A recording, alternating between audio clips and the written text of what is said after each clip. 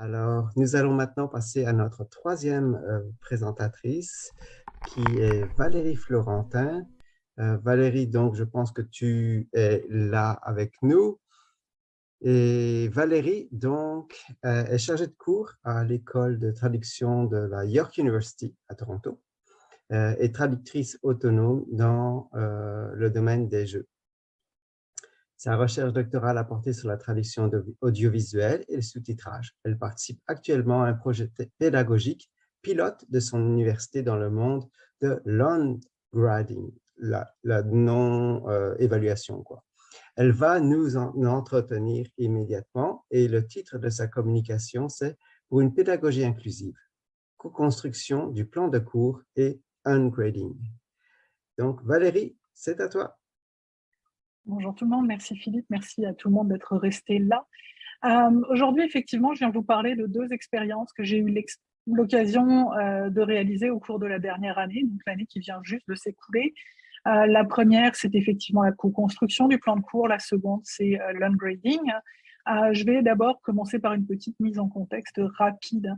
Donc aujourd'hui, je vous parle absolument pas de machine, de traduction machine. Je vous parle un petit peu d'évaluation, mais pas tant que ça. Je vous parle vraiment de fondement pédagogique, finalement, de la base de la pédagogie. Pourquoi je fais ça? Parce que j'ai la chance d'enseigner dans plusieurs universités. Oui, j'enseigne majoritairement à York, mais j'enseigne aussi ailleurs, ce qui m'a permis d'expérimenter plusieurs manières de faire, de découvrir un certain nombre de choses. Ce que je constate par contre et qui me touche toujours beaucoup, c'est cette diversité étudiante et notamment en matière de troubles d'apprentissage, mais aussi à ces troubles d'apprentissage qui sont assez classiques, dont on parle depuis des décennies finalement. S'ajoute de nos jours un certain nombre d'autres diversités d'orientation sexuelle, de provenance géographique ou culturelle, d'âge. On a quand même de plus en plus d'étudiantes qui reviennent à l'université après avoir fait 10 ans, 20 ans, 40 ans dans une carrière quelconque. Et tous ces facteurs-là font en sorte qu'on a devant nous non pas une classe, mais une collection bigarrée d'individus au profil tous différents. Ça me touche d'autant plus qu'à Toronto, pour ceux qui l'ignorent, c'est une des villes les plus multiraciales et multiculturelles au monde, puisque c'est plus de 50% de la population qui appartient à une minorité visible. Et là, je ne vous parle même pas des minorités audibles, hein, comme je les appelle généralement, donc des gens qui, oui, sont caucasiens, sont blancs, mais n'ont pas de culture canadienne de naissance, si vous me permettez l'expression. Ils sont tout aussi canadiens que tout le monde, mais ils ont aussi une autre culture qui s'ajoute à ça. Ça fait en sorte que dans nos classes, on a vraiment un mot, mais se perd et ça fait en sorte qu'il devient de plus en plus difficile de savoir comment répondre aux besoins de tout le monde. Et ça, c'est vraiment la question qui me préoccupe. Donc, effectivement, comme on l'a dit en introduction, j'ai eu la chance de réaliser un projet pilote. Et dans ce projet pilote-là, la première étape en fait qu'on a réalisée, c'est de sonder nos étudiants et nos étudiantes sur leur profil. Quels sont leurs profils? Ce que nous disent les études générales, c'est que dans nos classes, on a environ entre 5 et 15% de troubles d'apprentissage. Et ça tient compte juste des troubles diagnostiqués. Donc, si vous êtes à la limite, eh ben, peut-être que vous ne l'avez pas, le diagnostic, mais ça ne veut pas dire que vous n'avez pas besoin d'aide. Et si vous êtes passé entre les mailles du filet, ça ne veut pas dire que vous n'avez pas besoin d'aide. Si jusqu'à l'université, ça allait bien et que vous n'avez pas encore de diagnostic, mais que vous avez bel et bien un trouble, vous passez entre les mailles du filet, etc. Ce qui ressort du sondage qu'on a effectué avec mes collègues, c'est que 51% pardon, de nos étudiants estiment avoir quelque chose qui nuit à leur apprentissage. Dans ce 51%, on leur a demandé s'ils étaient à l'aise de nous partager qu'est-ce qu'ils estimaient être un frein à leur apprentissage. Bien évidemment, le travail rentre là-dedans. On a quand même de plus en plus d'étudiantes qui travaillent à temps plein ou à temps partiel. Les obligations familiales, notamment pour les femmes, on ne va pas se le cacher, il y a un déséquilibre à ce niveau-là. Donc, obligation familiale, soit avoir des enfants, soit avoir, puisqu'on est en pandémie, en période de pandémie, des membres de la famille qui sont malades, des parents âgés dont il faut s'occuper, etc. Donc, on est quand même loin, avec mon 51%, du 15% qui est diagnostiqué de manière valable. Ça veut dire quand même que plus de la moitié de nos étudiants, finalement, ont besoin d'une accommodation quelconque, d'un accommodement, pardon, quelconque. On ajoute donc à ça les diversités d'âge, de provenance, etc. Et ça devient tout à fait problématique. Je vous ajoute 2 chiffres à ça. Dans nos classes, on a 88% des étudiants qui estiment que leurs notes sont très importantes et 85% qui aimeraient avoir de meilleures notes, qui sont contents de leurs notes, mais qui aimeraient quand même avoir de meilleures notes. Et promis, c'est le dernier chiffre pour maintenant, 78% s'estiment vraiment stressés, très stressés ou extrêmement stressés par les examens, et 90% pensent que le stress influence directement leurs notes. Donc, qu'est-ce qu'on fait avec ça? De manière générale, la solution, c'est la conception universelle de l'apprentissage. Avec respect pour l'opinion inverse, je pense que ça ne suffit pas. Premièrement, on le sait depuis longtemps, accommoder dans un certain sens fait en sorte que ça devient problématique pour d'autres personnes. Donc, les accommodements des uns nuisent à d'autres. Donc, il n'y a rien de vraiment universel dans cette conception universelle de l'apprentissage, malheureusement. C'est mieux que rien, on ne se le cachera pas, mais est-ce que c'est suffisant? C'est la question que je me pose, que je vous pose peut-être en même temps. Donc, la première chose que j'ai mise en place à l'été dernier, dans un cours de 4e année qui s'est donné en ligne, qui est optionnel, pour vous donner un petit peu de contexte, j'ai procédé à la co-construction du plan de cours. Concrètement, ça veut dire quoi? Ça veut dire que je suis arrivée les mains dans les poches au premier cours et que j'ai laissé les étudiants travailler. Un petit peu plus sérieusement, je suis effectivement arrivée sans plan de cours. Par contre, le groupe avait été dûment prévenu. Donc 2 semaines auparavant, je leur avais expliqué qu'on allait construire le plan de cours, je leur avais expliqué pourquoi, je leur avais expliqué comment. Et donc, ils et elles avaient été invités à réfléchir aux objectifs qu'ils aimeraient atteindre, à la manière dont ils aimeraient apprendre, etc., etc., etc. Donc, au premier cours, effectivement, je suis arrivée sans plan de cours, mais quand même avec une espèce d'ossature sur laquelle je n'attendais que les participations du reste du groupe. Ça m'a permis d'entendre les préoccupations de tout le monde, d'entendre les domaines d'intérêt, d'entendre la façon dont ils et elles apprennent mieux, parce qu'on ne va pas se cacher qu'on est tous différents aussi. Non seulement ça, mais on a tous un temps différent à accorder à nos études. Donc ça m'a permis à moi de mieux comprendre mon groupe. D'un seul coup, j'avais plus un groupe, mais j'avais vraiment des individus, des personnes plus humaines avec leur fragilité, leurs forces, leurs faiblesses, leurs intérêts, etc. Et à l'inverse, ça a permis à ma classe de découvrir comment un prof fait un plan de cours, qu'est-ce qui va dans la conception d'un cours finalement. Et ça, je pense que ça leur permet quelque part d'apprendre à apprendre, puisque d'un seul coup, c'est plus nébuleux le lien entre l'objectif et l'examen. On vient de comprendre qu'il y a un lien entre un objectif et un examen de manière générale. On vient de comprendre comment un cours est construit, quel est l'avantage du cours et qu'est-ce qu'on cherche finalement. Donc, je pense que ça a vraiment fait une différence sur le plan de l'apprentissage, de l'autonomisation de mon groupe. Aussi, l'effet direct que ça a eu, c'est que comme ce sont elles qui ont décidé des objectifs, des activités et des modes d'évaluation, elles étaient vraiment plus impliquées dans leur apprentissage. Puis on ne se le cachera pas, l'engagement étudiant, c'est la clé de la motivation, et la motivation, c'est un gage de succès qui est bien connu. Ce que je peux vous dire, donc, pour avoir fait l'expérience, c'est que mon groupe a décidé d'un plan de cours qui était finalement beaucoup plus chargé que ce que j'aurais décidé par moi-même. Donc l'idée qu'ils allaient en profiter pour se la couler douce en été est vraiment fautive. J'ai eu vraiment un plan de cours beaucoup plus complexe que ce que j'aurais fait toute seule. Notamment, ils et elles, ils ont demandé des lectures théoriques toutes les semaines sur tous les thèmes.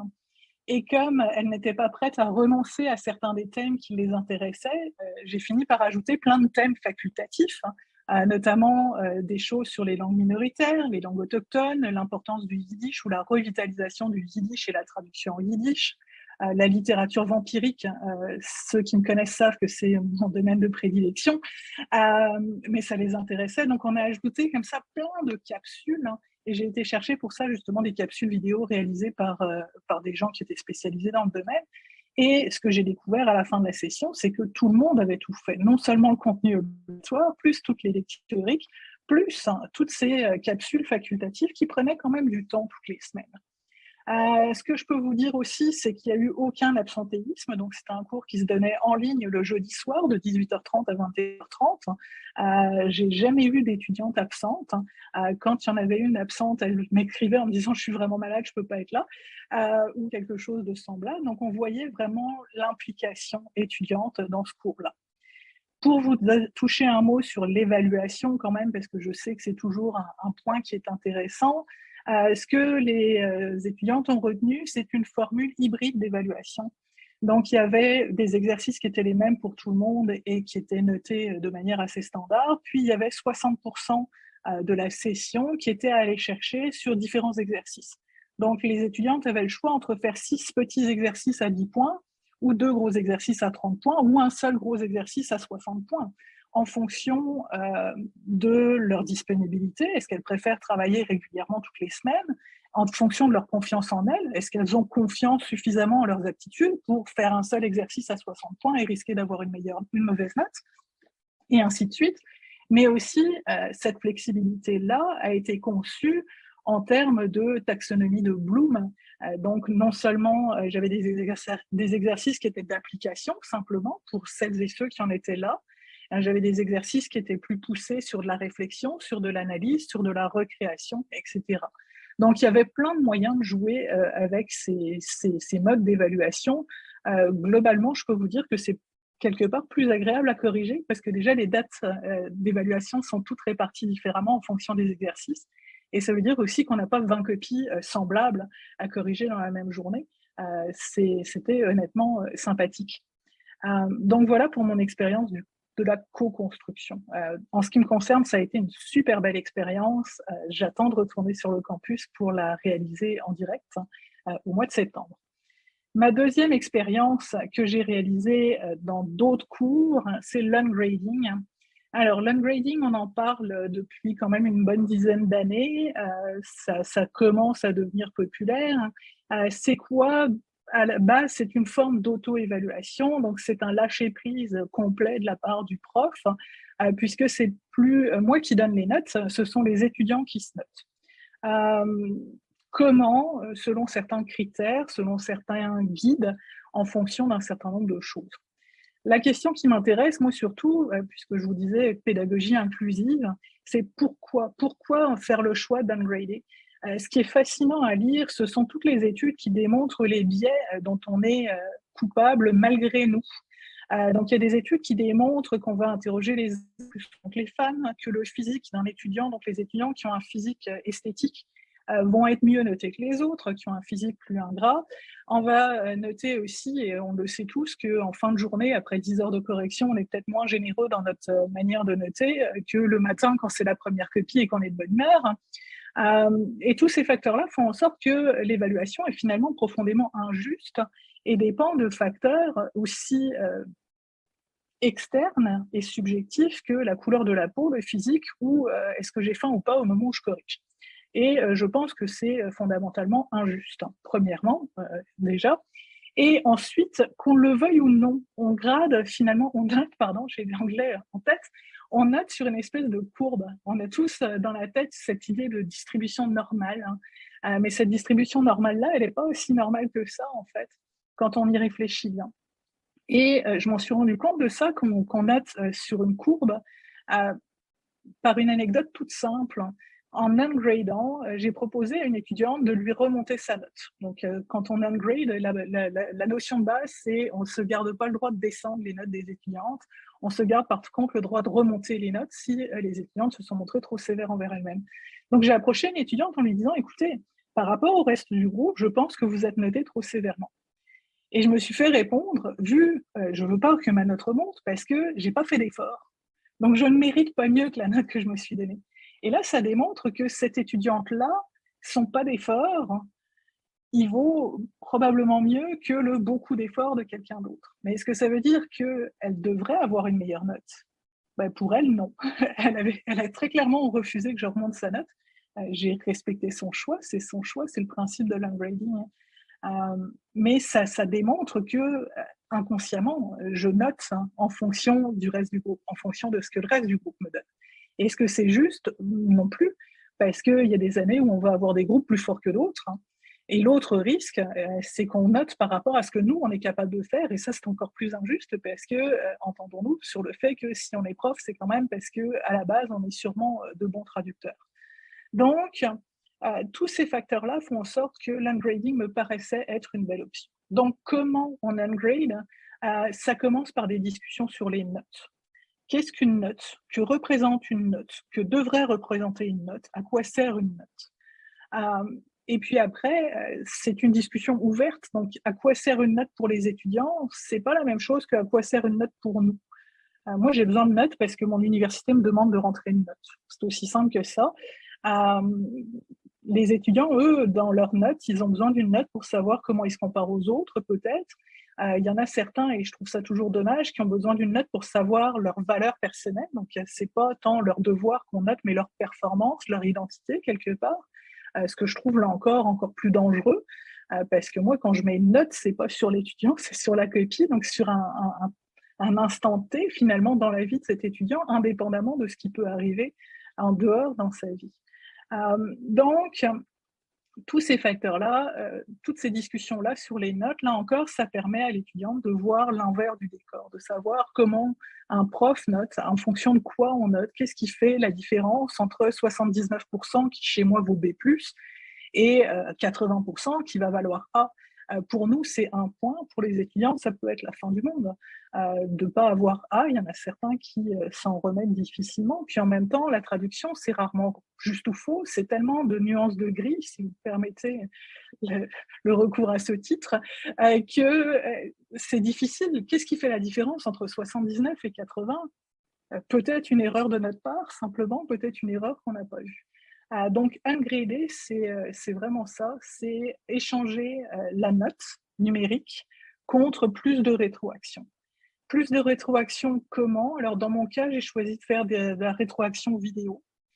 Et là, dans votre tête, vous êtes en train de vous dire, ça a dû lui prendre des heures. Non, ça prend à peu près 20 minutes par copie. Pourquoi? Parce que je peux me permettre d'ouvrir ma copie, d'ouvrir mon logiciel qui enregistre et puis de commencer avec ouais, ça c'est pas mal, ça j'aime ça j'aime pas ça c'est faux, ça c'est juste, mais ça pourrait être plus beau. Et ça, cette rétroaction-là, c'est la rétroaction qu'on ne donne pas généralement. Quand on note pour mettre une note, on va souligner ce qui est faux. Combien de fois vous allez débattre de ce qui est juste, mais qui pourrait être mieux sur une note où vous notez? Rarement. Déjà parce que ça provoque de la confusion chez les étudiants. Pourquoi il y a un commentaire si c'est juste, c'est juste, c'est juste. Et ensuite parce qu'on n'a simplement pas le temps de le faire. Alors que sur la rétroaction vidéo, on peut se permettre de débattre de ce qui est faux, de ce qui est juste mais qui pourrait être mieux, et de ce qui est juste et qui est vraiment juste cool, et de féliciter les étudiants en même temps. L'autre avantage de la rétroaction vidéo, c'est que j'ai fait ça une partie du temps directement via Zoom avec les étudiants en 1 à 1. Et là, j'ai plus une copie devant moi, j'ai une personne devant moi. Et ça a vraiment changé ma perception. Parce que sur une copie, c'est facile de dire ça c'est nul, hein, ou ça c'est vraiment faux, voyons, vous auriez dû le voir. C'est facile de se fâcher sur une copie. C'est vraiment plus difficile de se fâcher sur un étudiant ou une étudiante qu'on a en face de nous. Parce que ils ont fait de leur mieux, de rien, puis ils n'ont pas rendu la première chose qu'ils avaient à rendre. Ils ont fait des efforts, ils se sont donné du mal, puis quand on arrive avec ça c'est faux, puis vous auriez dû le voir, quelque part, c'est leurs attitudes qu'on attaque en même temps. Donc, l'ungrading, là encore, j'ai vraiment aimé ça. Ce que l'expérience me démontre, c'est que mes notes ne sont pas plus hautes que généralement. Donc, j'ai comparé mes notes à celles de l'année passée dans les cours où je pouvais le faire. Et ce que je constate, c'est absolument que mes notes ne sont pas supérieures. Il y a même un groupe où mes notes sont inférieures, alors que mon groupe est aussi fort que celui de l'année passée. Ils se sont simplement notés plus sévèrement. Ce que je peux vous dire aussi, puisque là encore, on les a interrogés sur le sujet après le semestre, 63% des étudiantes ont jugé cette nouvelle méthode de procédé moins stressante que la méthode classique. 81% pensent que cette méthode leur a permis d'apprendre mieux, et ça, je trouve ça vraiment intéressant, surtout en traduction, parce que en traduction, je ne sais pas si vous êtes comme moi, mais ça m'arrive d'avoir des copies elles sont justes, et c'est ce que j'ai de mieux à en dire. Il n'y a pas une erreur dedans. mais la personne qui me l'a rendue, cette traduction-là, je ne l'embaucherai pas non plus parce que c'est juste, mais c'est inintéressant. Mais tant qu'il y a des points attachés à la moindre erreur, la moindre virgule manquante, la moindre déviation du texte d'origine, nos étudiantes, elles prendront pas de chance. Elles essayeront pas de rendre un texte qui soit meilleur que juste. Elles vont juste se contenter d'être justes. Elles vont être dans une politique où elles vont tenter de ne pas faire d'erreur. Alors que quand on leur enlève les notes et qu'on leur explique que une bonne traduction, c'est celle qui ne suit pas l'ordre notamment, c'est celle qui va prendre des risques, c'est celle qui va reformuler pour que ça soit meilleur en français que ça ne l'était en anglais. Pas sur le premier devoir, mais sur le deuxième devoir, une fois qu'ils ont compris que vous étiez sincère quand vous leur disiez ça, là, on commence à voir les copies qui sont vraiment passionnantes à lire, les gens qui sont vraiment allumés, les gens qui d'un seul coup viennent de comprendre ce que c'est que la traduction et que c'est un art d'être un bon traducteur. La dernière chose que je veux souligner, c'est que dans les commentaires que j'ai reçus, il y en a quand même un certain nombre qui soulignent à quel point ils ont apprécié l'approche humaine.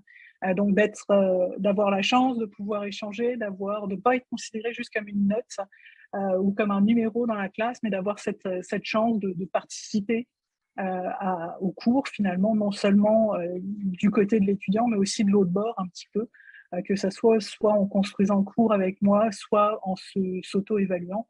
Donc ça a vraiment changé le rapport que j'ai pu avoir avec mes classes. Ma dernière phrase, je suis vraiment pas là pour vous donner des leçons. C'est absolument pas mon but, je voulais vraiment juste vous partager mes deux expériences. Par contre, si ces deux petites expériences-là vous intéressent, écrivez-moi, ça va vraiment me faire plaisir qu'on échange. Merci.